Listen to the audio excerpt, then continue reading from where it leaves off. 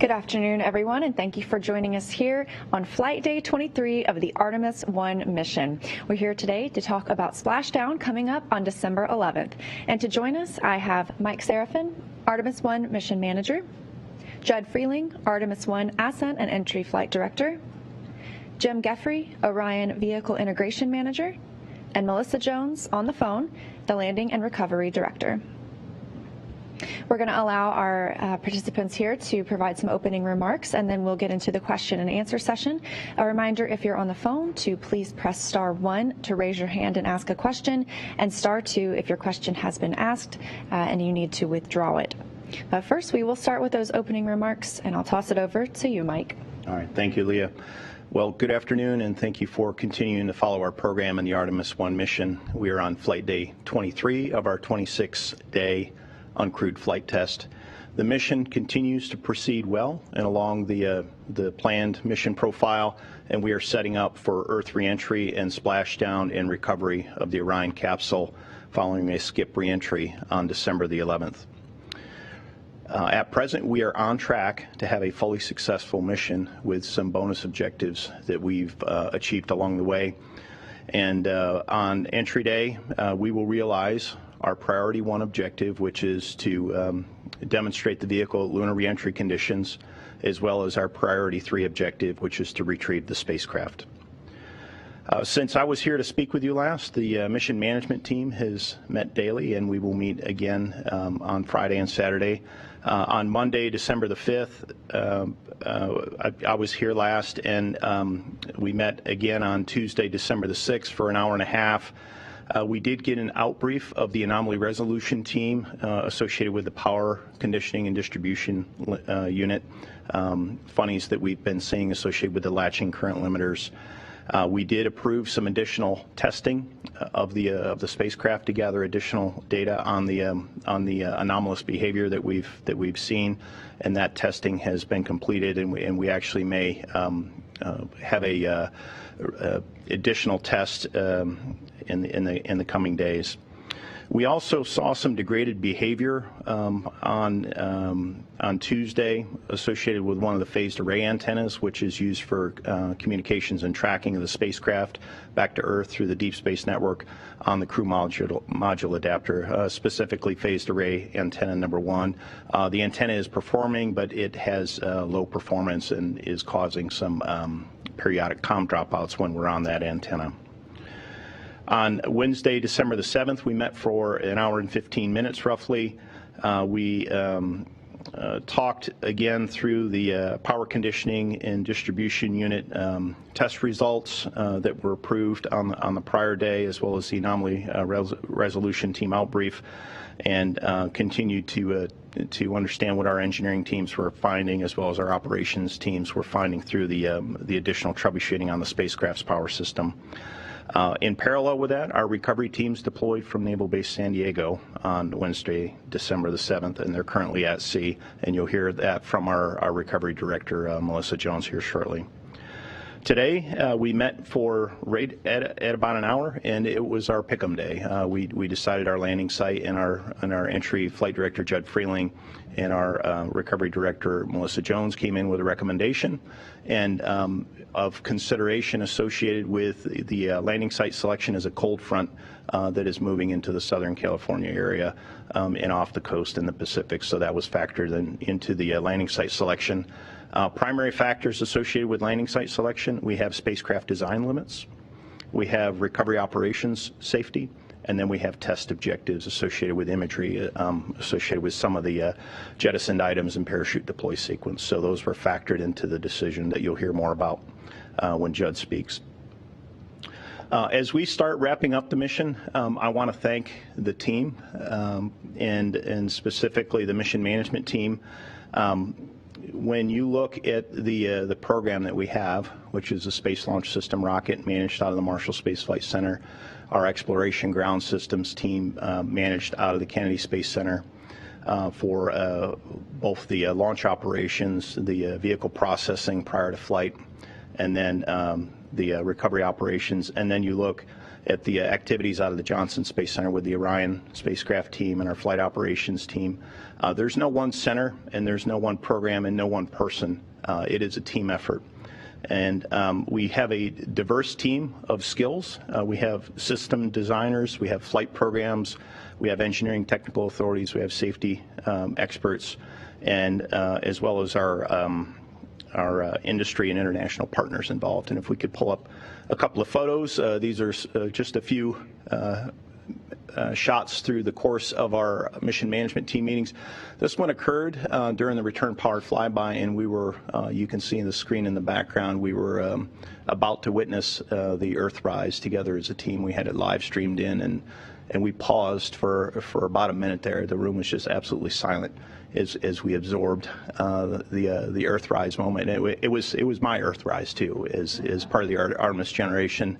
I think I was 4 months old when Apollo 17 left the moon. So that was my Earthrise moment as well. There we are. That's the Secretariat, Joe Williams, sitting next to me in the course of the meeting, and some of our cross-program systems integration team and our engineering technical authority sitting in the background. If we go to the next photo, this is Zeb Scoville, one of the MMT members from Flight Operations Directorate, weighing in on a conversation. If we go to the next photo, this is Chris Edelin, who you've seen come talk to you. He's the head of our Orion engineering team in the mission evaluation room. And to the right of the screen there is our lead flight director, Rick Lebrode, and then we have the NASA Engineering and Safety Center lead, Ben Himany, in there. So it is a diverse team. Again, it represents multiple NASA centers.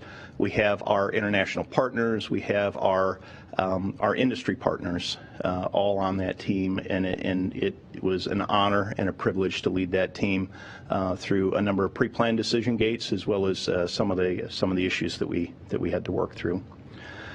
In parallel with all that, we continue to prepare for Artemis II and later missions. We have production of the core stage ongoing at the Michoud Assembly Facility. We have boosters that have been prepared at the Promontory facility in Utah.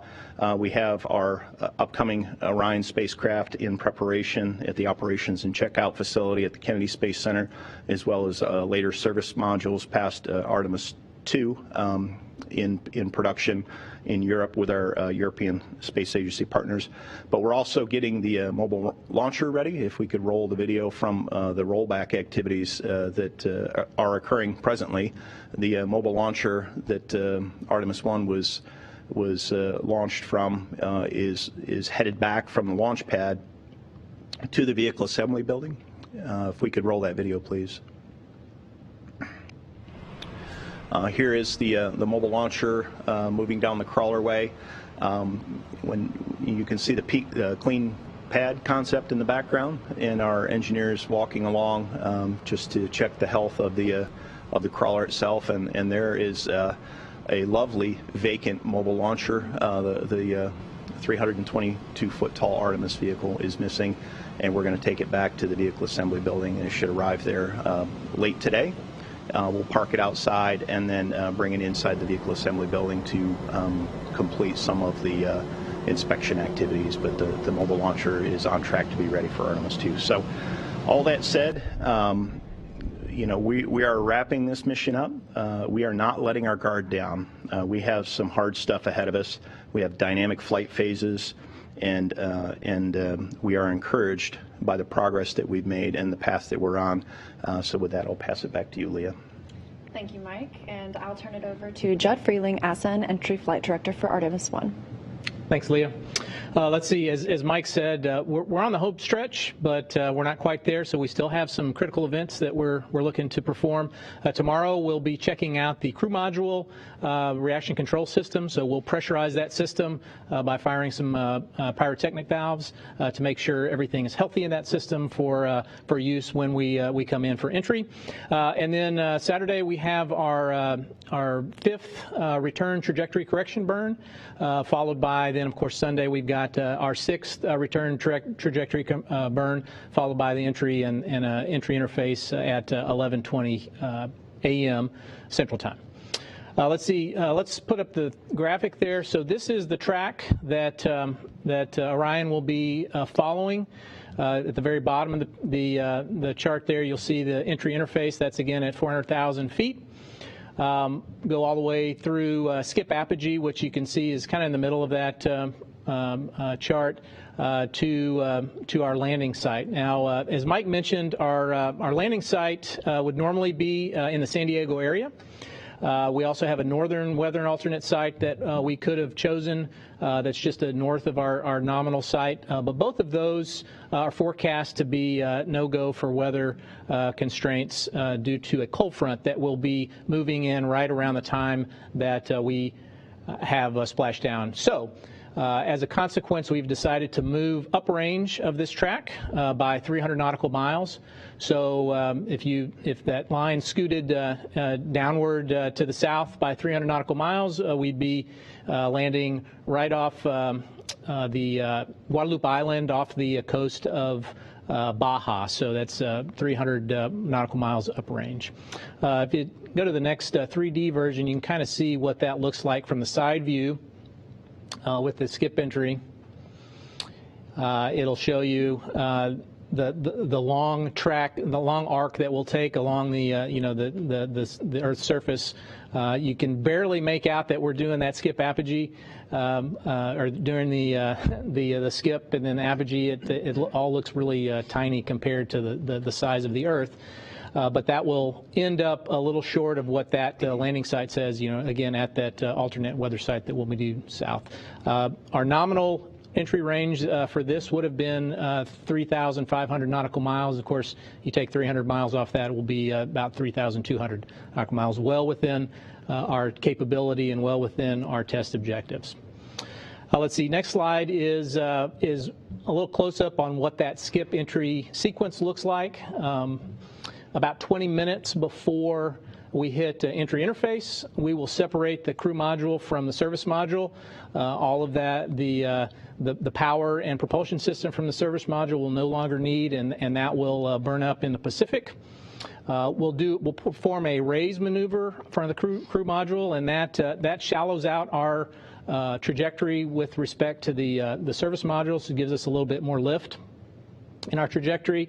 We'll proceed down through the bottom of that arc there, and then start modulating our lift vector back upwards so that we do that script profile and also modulate our energies such that we target that weather and alternate site that I spoke about previously.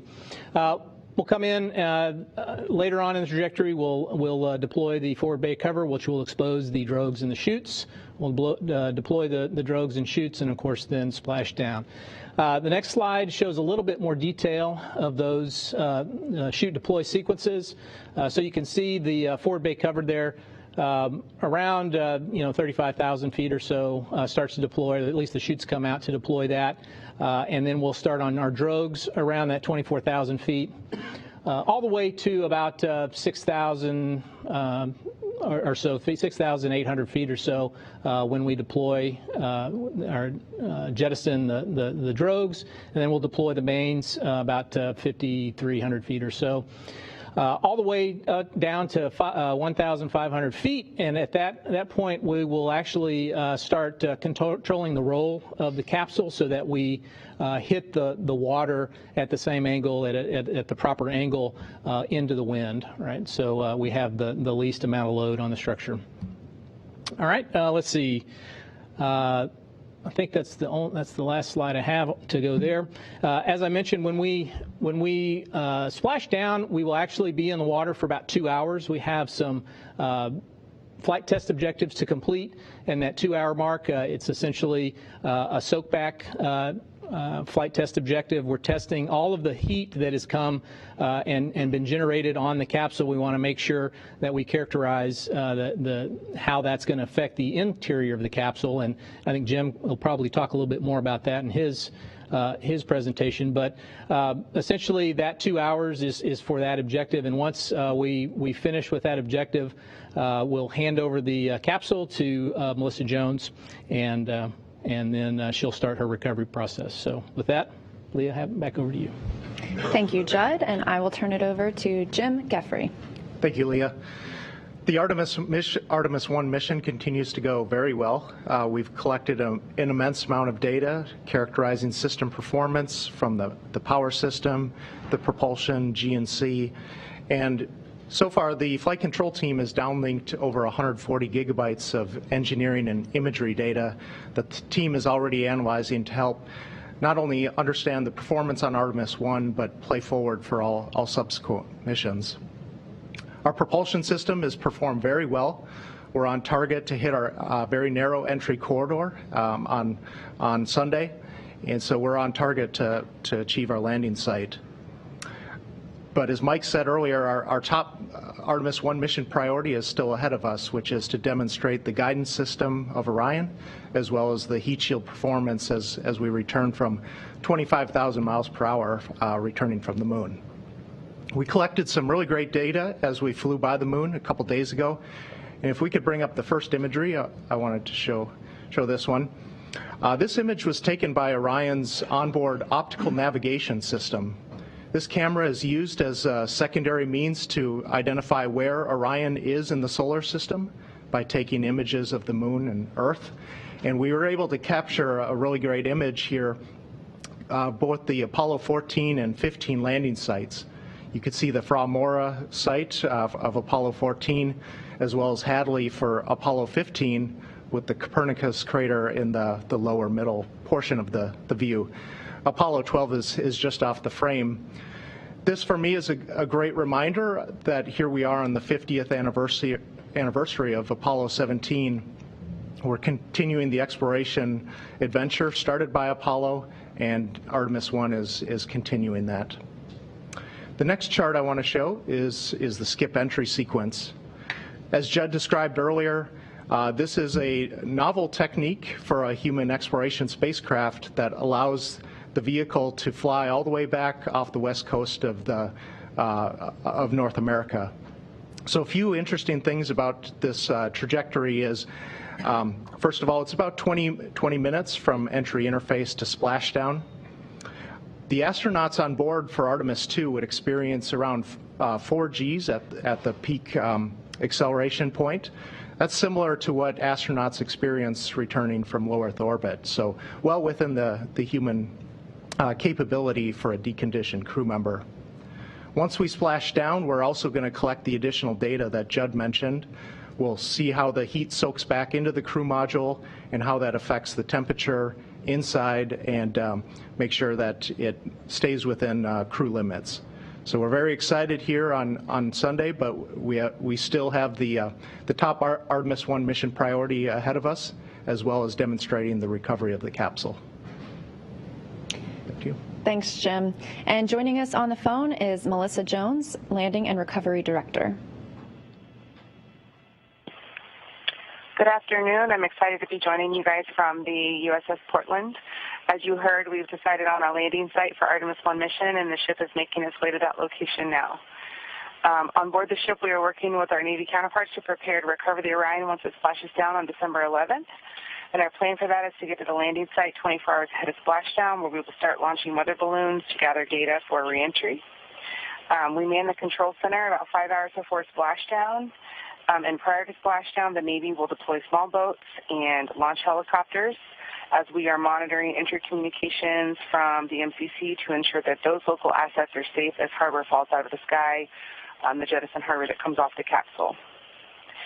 Once it splashes down, while Judd is monitoring the DFTO that he mentioned before for thermal soakback and the vehicle's still powered, we're doing a couple of different things that we're focusing on. We're getting ready to recover the jettison hardware, trying to get to it before it sinks. We're also performing an Angel beacon test, which is the beacon that will be on the astronaut suit, and comparing that to the crew module beacon signature to make sure that they're discernible from the satellite. And Goddard Space Flight Center folks are on board to do that. And we're doing a hazard assessment of the capsule from the helicopters to make sure that everything is nominal and there's nothing visible prior to bringing the capsule into the ship. Once we're done with all of those assessments and the DFTO is complete and power down happens and Judd formally hands the vehicle over to the local team, we'll do a hazard assessment. The divers will as they approach the capsule. And then we will do imagery and data gathering underwater and above water to ensure that the CM condition is documented post-splashdown prior to bringing it into the well deck of the ship. Once that's complete, the ship will approach, attach lines, and we will put the crew module in the well deck and fit it down into a cradle. Once the spacecraft is secured, engineers will begin analyzing the capsule and taking additional pictures. And at that time, we will start our transit back to port, which will be delayed a day due to the fact that we had to transit 300 nautical miles south of the weather alternate. This team has done a lot of training and practicing to bring us to this point, and it's an honor to be leading the team that brings Orion home. Thank you, Melissa. We'll now move into the question and answer portion of today's briefing. It's a reminder, if you're on the phone, please press *1 to raise your hand to ask a question, and *2 if your question has been asked and answered. We're going to start here in the room. We'll start on this side. Hi, Eric Berger with Ars Technica. Question about the skip entry. Just wondering from a overall mission standpoint, maybe a question for Mike, I'm not sure. Why this architecture, why this return profile was chosen for the Artemis missions, and how important it is to demonstrate it on this first mission for future crew missions? Yeah, Eric, thank you for the question. I'll ask Jim for some help on this one, since he's been with the Orion program longer than I have. But you know, fundamentally, the skip reentry has a lower G profile than a direct or ballistic reentry, and the amount of deceleration that you put not only on the spacecraft but the passengers, the astronauts riding on board, was a key consideration. Jim, if you have any other thoughts, you were part of some of the original trades. Yeah. Yeah, thanks, Mike. That's a great question. Another important aspect of the skip entry is it allows us to target a single landing site regardless of when you launch during the mission. So by varying what we call the azimuth, the direction at which the crew module flies back to the target, we're always able to narrow our operations to that landing zone, which Judd described earlier. If you compare that back to the Apollo missions, where the U.S. Navy was deployed all over the Pacific Ocean, this helps both from an operational and an efficiency standpoint by always targeting the same spot.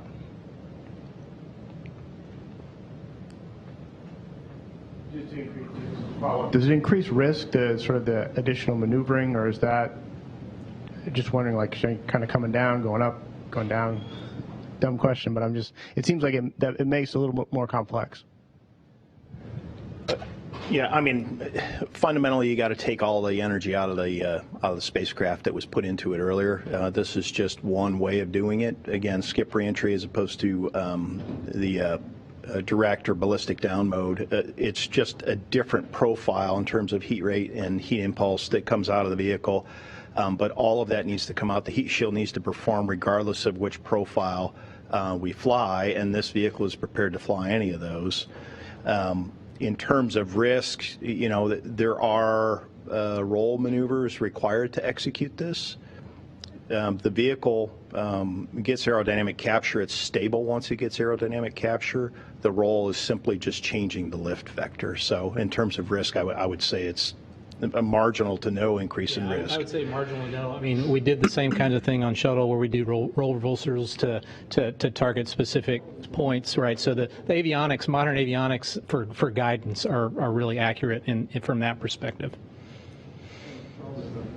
Okay. Next question in the room. Gina Sinceri, ABC News. This is for Judd. So you've got a range up and down the coast of California. You could go north or south, and tell me why south. I'm a little confused exactly where you're coming down. Could you explain that to me? Sure. Thanks, Gina. So if you throw up that slide again that shows the 2D map, I can explain it to you. So when we deorbited from the moon on RPF, we set our entry interface target to that point that's at the bottom of the screen, right? So and so therefore, the only possible way we can go is either continue on up that trajectory as far as our energy allows, or we can go shorter. We can dissipate more energy and land shorter, right? So by modulating our lift vector with this skip entry profile, we have the full range. We can go all the way to San Diego and even a little bit further by essentially lofting more and going a little bit further, or we can modulate our lift vector thus that we kind of bury it in the earth and we go straight down, right? So those are our only possibilities. We don't have a lot of cross-range capability. We can't go left to right significantly. We use that capability left to right to really modulate our downrange capabilities. Does that answer your question? Sure. All right, our next question in the room. Thank you. Mark Carreau with Aviation Week in Space Technology. I think this is for Mike. In the previous two briefings, you've talked about adding some objectives that you could do because of the performance and the success of the mission along the way. I wonder if anything at this point has sort of jumped out and just sort of struck you as, boy, this was a good thing we had the opportunity to do it. I mean, there's probably several, but I just wonder if there's anything that just really rises. Mark, thank you for the question. The one that kind of pops to my mind was the thermal characterization of the vehicle. We have essentially a 20 degree by 20 degree box that the vehicle wants to fly about tail to sun. And the team asked to fly kind of the edges of the box to see, do certain components on the vehicle get hot? We know we need to protect star trackers. We know that cameras can get hot that are mounted externally. And overall, the vehicles perform very well in terms of thermal characterization. And when we set up for the flight initially, I think we were looking at like a 2 degree attitude box within that 20 degree envelope that we said that the vehicle was designed and certified to fly.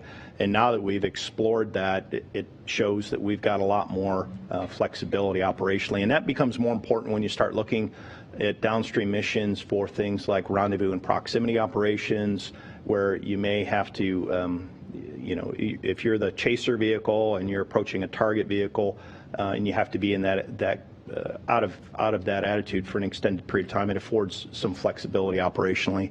And also for mated operations, if the vehicle that you're mated with or docked with, for example, on future flights with Gateway, has an issue that you want to help them out, it tells us that we've got a little flexibility there as well. So the thermal characterization and going after that, we had additional propellant to do it.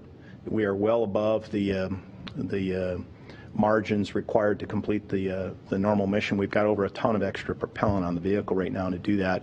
So this was just a wise use of understanding our models and how the flight environment matched the modeling, and it helped us buy down some of those uncertainties. So that was the one that comes to mind for me.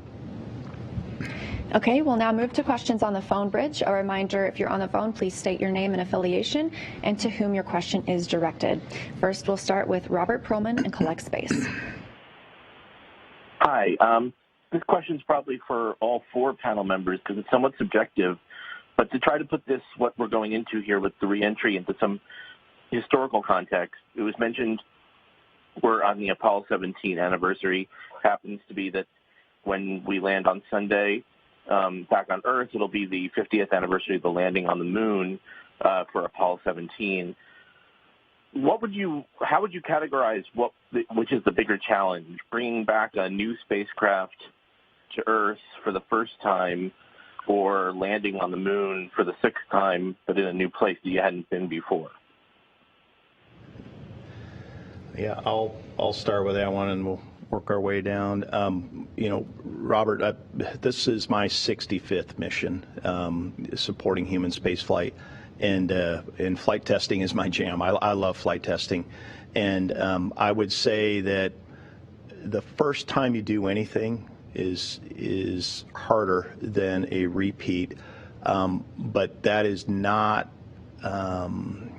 accounting for new changes or new objectives or harder objectives that occur on later flights. So it's a difficult question to answer, because I know Apollo 17 was one of the farthest off the equator for the moon relative to the Apollo landing sites, and the farther you get away from the equator for the Apollo architecture, that made that a much more difficult mission to accomplish. So, just in general, I would say firsts are harder because you almost don't know what you don't know.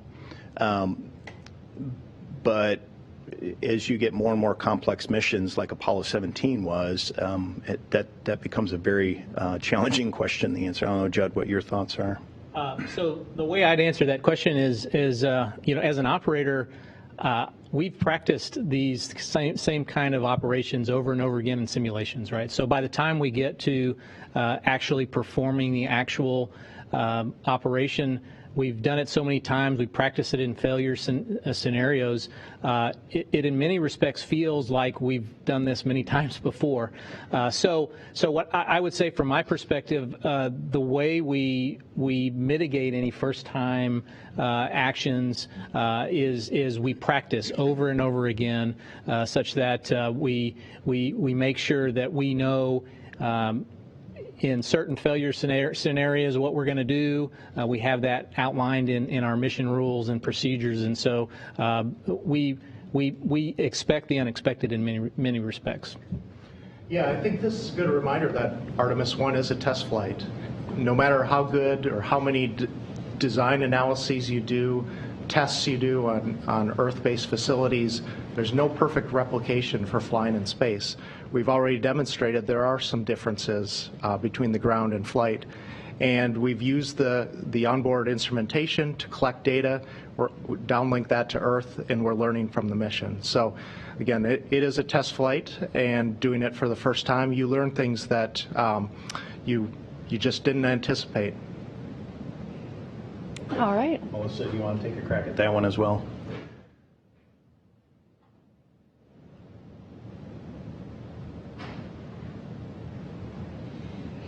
And we were wondering, Melissa, if you would want to speak to that as well.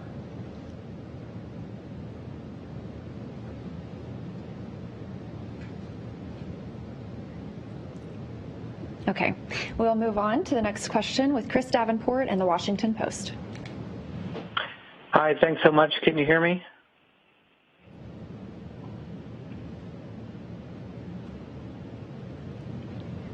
Yes, we can hear you. Yes.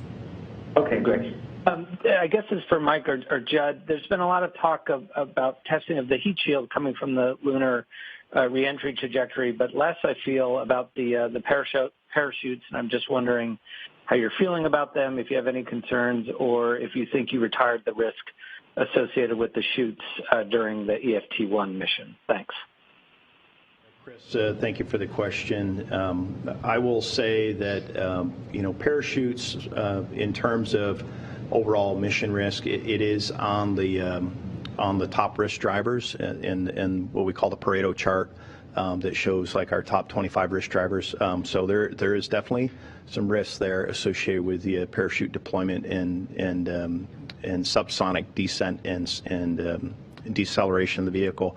That said, the program, and Jim can speak to the specifics, the program put in considerable effort to develop, test, and certify the parachute system, specifically at the Yuma Proving Grounds with our partners out at Yuma to buy down that risk. And I feel like that risk has been well characterized. They did high altitude, the normal altitude, low altitude deploys, single parachute failure cases, and all of that has been well characterized.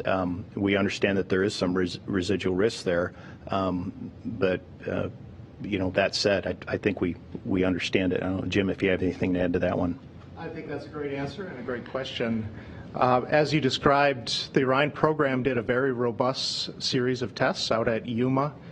47 total drop tests in different configurations, ranging from demonstration articles up to full-scale complete sequence tests. And also, as mentioned, the EFT-1 was a flight demonstration returning from space, and the parachute system operated perfectly. So while there remains risk in parachute systems at all times, I think we've characterized the performance and the risks very well and are prepared for for anything that may come. All right, our next question is from Christopher Mick with the Hudson Star Observer. Hello, Christopher Mick, Hudson Star Observer. Thank you for taking my question. I believe this would be for Mike. I wanted to ask if there's any kind of anticipated timeline on when the data recorders on board the capsule, the dosimeters and whatnot, when that information might be made public. Christopher, thank you for the question.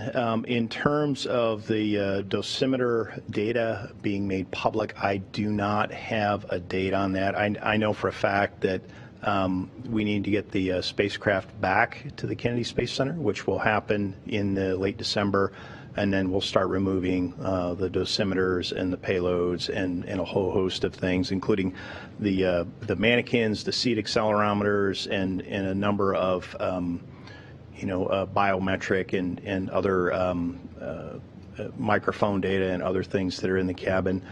In terms of a specific release of that, I think we would have to follow up with you on that one. Okay.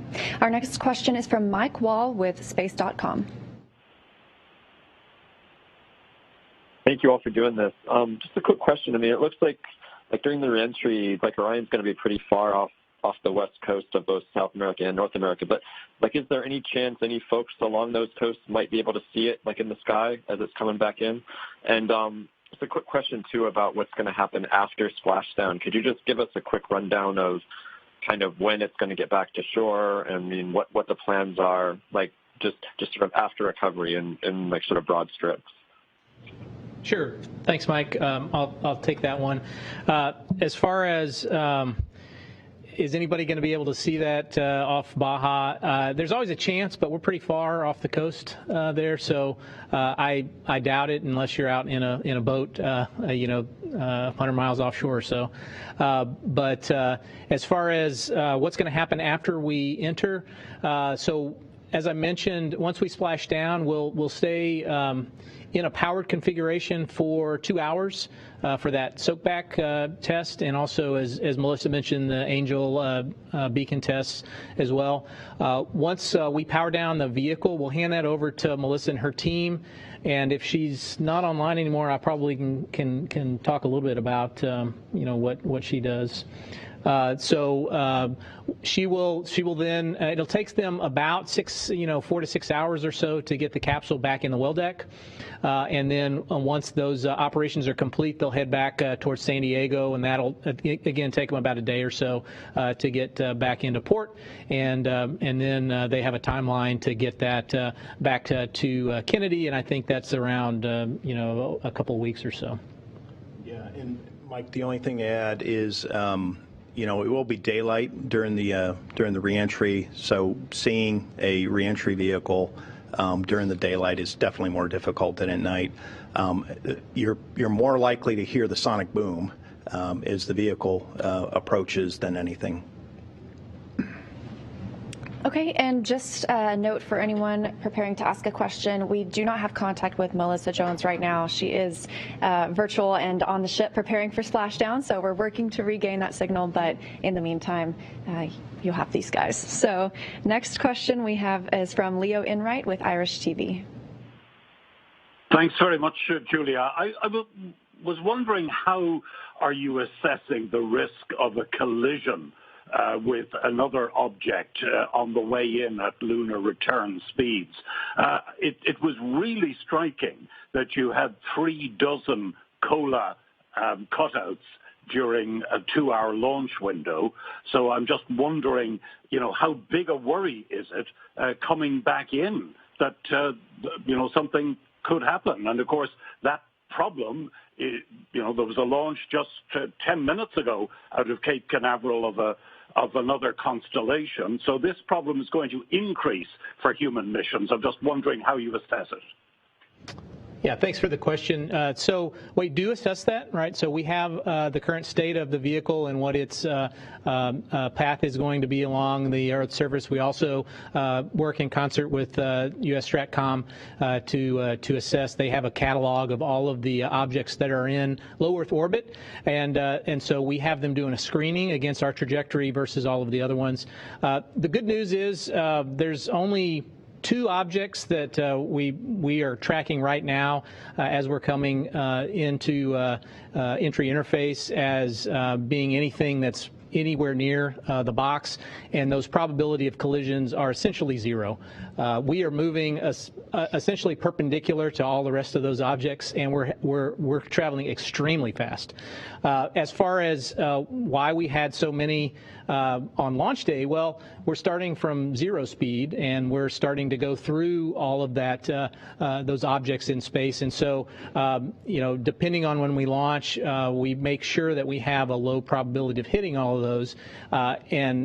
Just because we had these COLA cutouts doesn't mean that there are necessarily a lot of objects that we're going to hit. It just happened to line up with those the times that we were planning to launch, right? So I would say that's also low risk. It's actually quite a big space out there.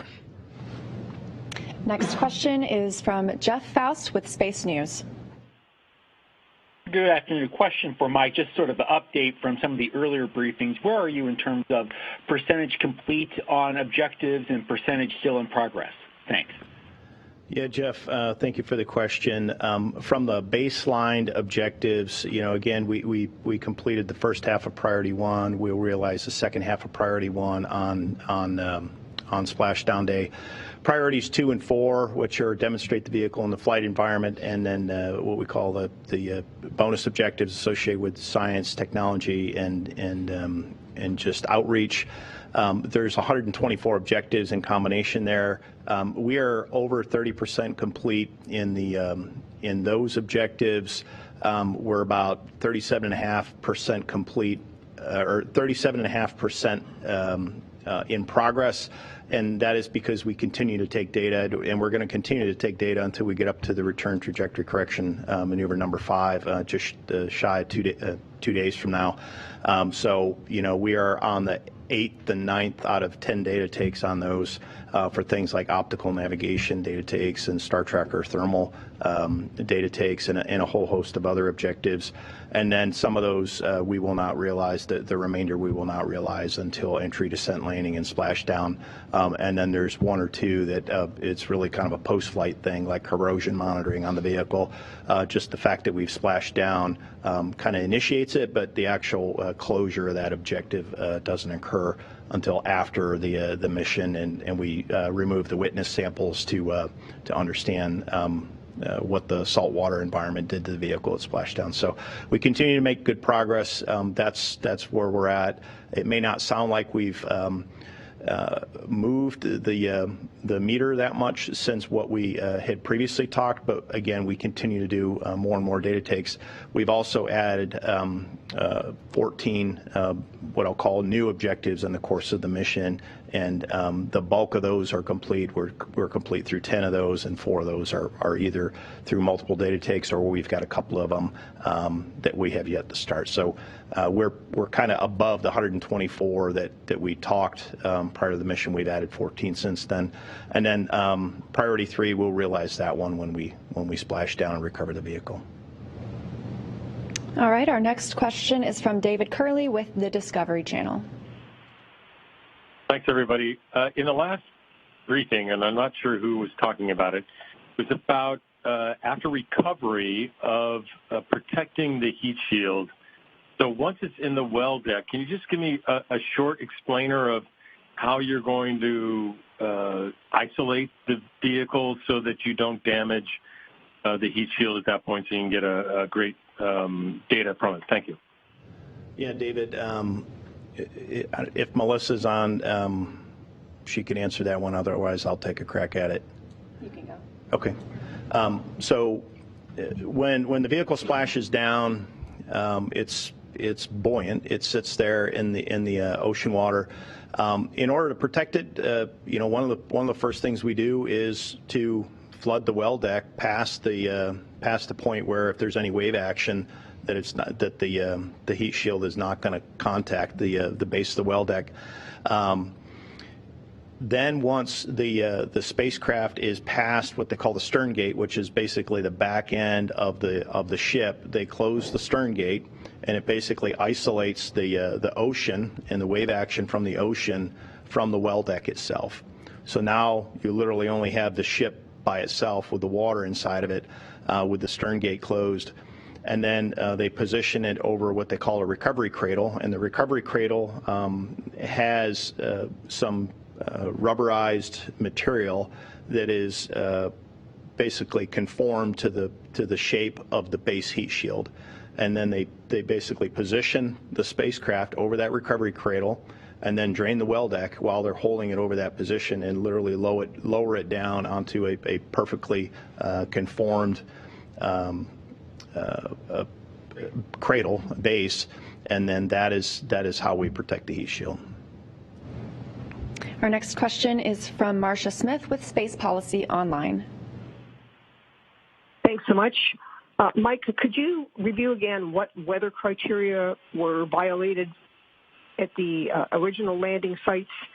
Was it wind or sea state or rain, or what exactly was it? And what will the weather be at the point where you are going to splash down?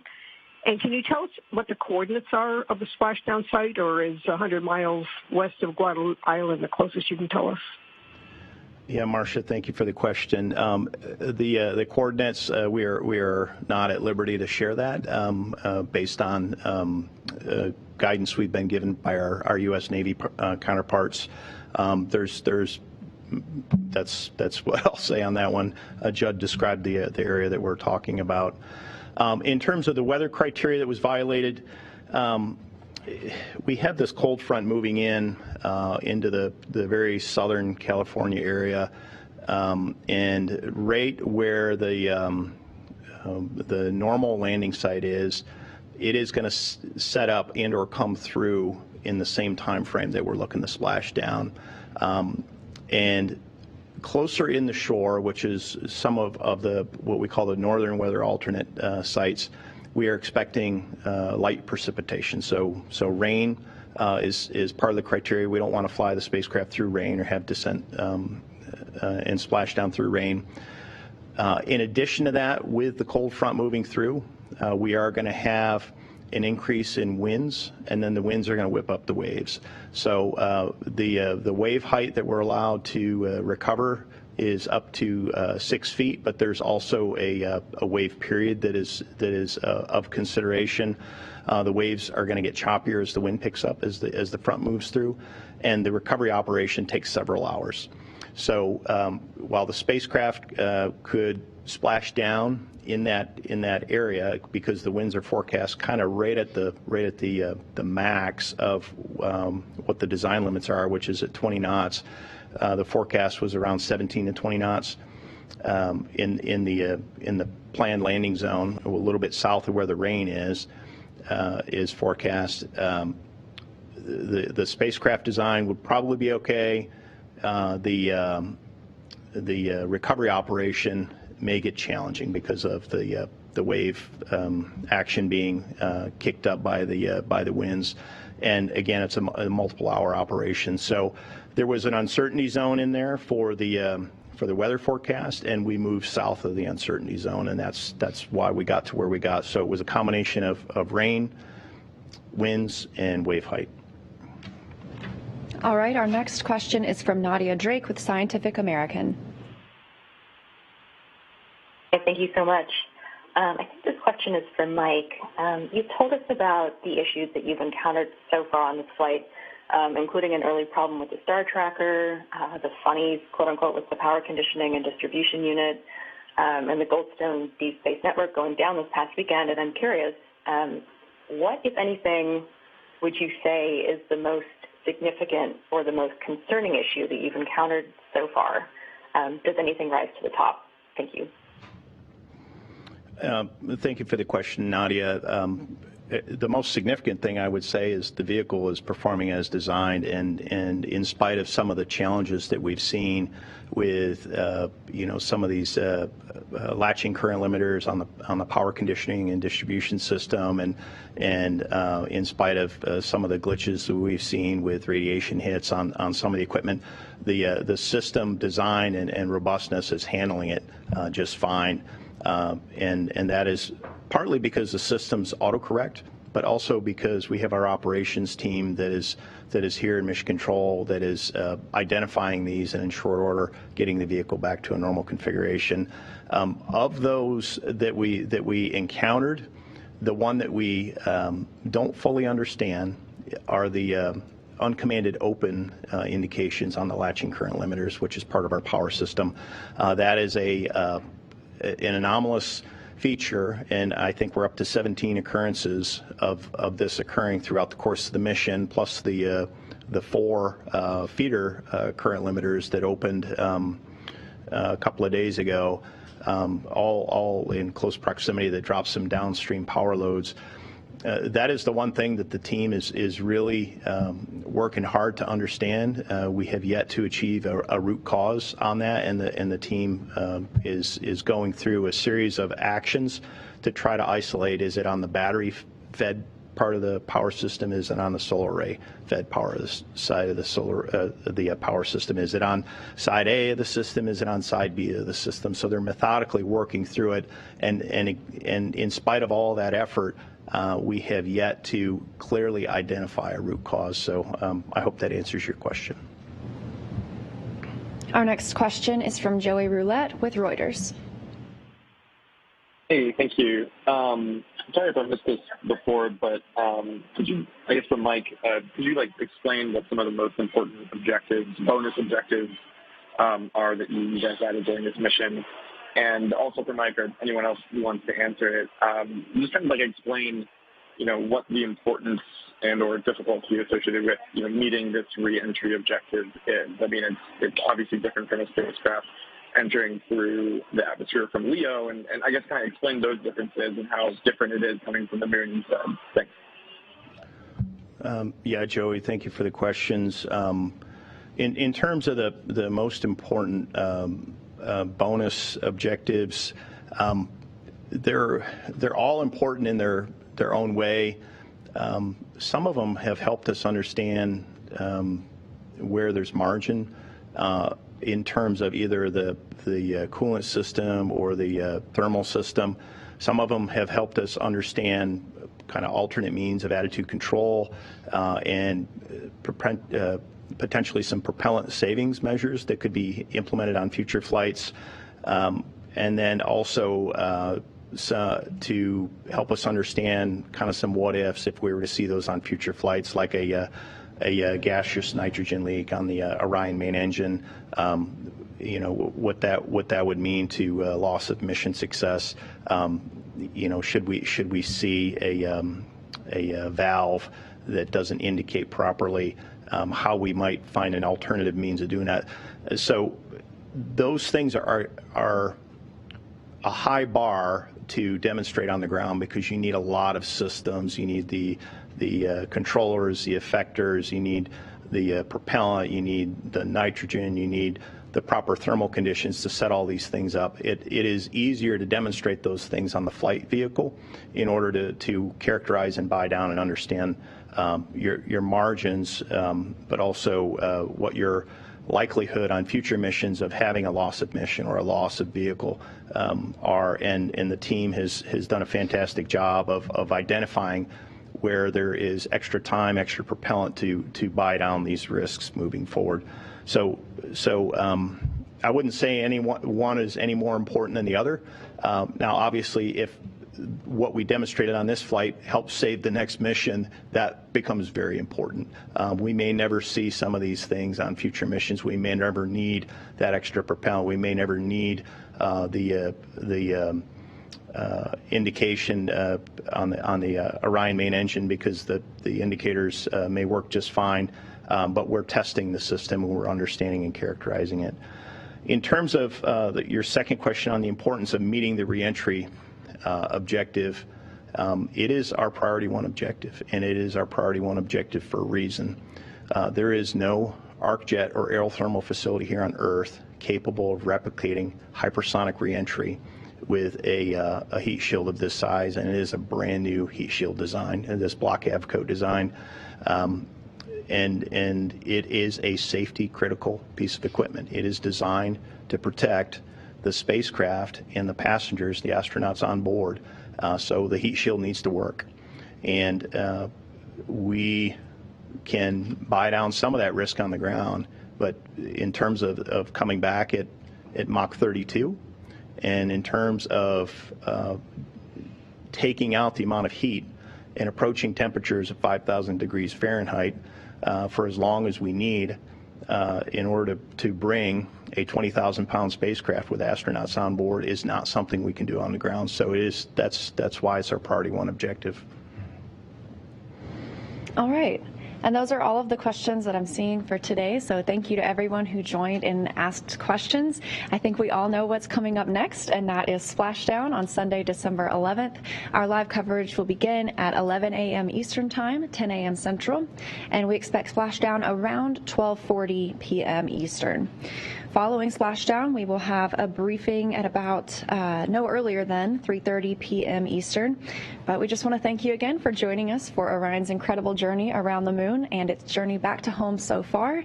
But with that, that'll wrap it up for us today here at Johnson Space Center. Go Artemis.